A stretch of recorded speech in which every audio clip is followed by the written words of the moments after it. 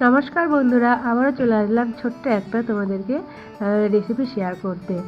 তো দেখো, প্রথমে আমি পাউরুটির টুকরো নিয়ে নিয়েছি। তো আজকে পাউরুটি দিয়ে আমি বানাবো মিষ্টি। তার জন্য প্রথমে পাউরুটির যে ধারগুলো থাকে সেগুলোকে কেটে নিয়ে ছোটো ছোটো করে টুকরো করে বাটির মধ্যে রেখে এটাকে ভালো করে মেখে নেব। তো এটা গরম দুধ দিয়ে মাখতে হবে, মানে গরম দুধ একটু করে দিয়ে মেখে নেব। তো এদিকে দেখো, আমি মাখাটাকে ভালো করে রেস্টে রেখে দিলাম। আর এদিকে আমাকে তৈরি করতে হবে শিরা।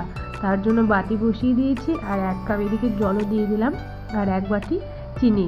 তো এটা যে যতটা পরিমাণে মিষ্টি বানাবে সেই হিসেবে তোমরা করে নিও। আমি অল্প করে যেহেতু, তাই অল্প করে করছি। ওইদিকে তো আমার মিষ্টিগুলো বানানো হয়ে গেছে, বানিয়ে রেখে দিয়েছি। আর এদিকে কড়াই বসিয়ে দিলাম। কড়াইয়ের মধ্যে এখন পরিমাণ মতো তেল দিয়ে তারপর মিষ্টিগুলোকে ভেজে নেব। তো দেখো, এখন মিষ্টিগুলোকে আমি কড়াইয়ের মধ্যে দিয়ে দিচ্ছি। এখন এটাকে ভালো করে আস্তে আস্তে করে ভেজে নেব। আর এটাকে কিন্তু লাল লাল করে ভেজে নিতে হবে। তার জন্য খুব আস্তে আস্তে করে ভাজতে, যাতে ভেতরে কাঁচা না থাকে আর উপরে কিন্তু এটা লাল।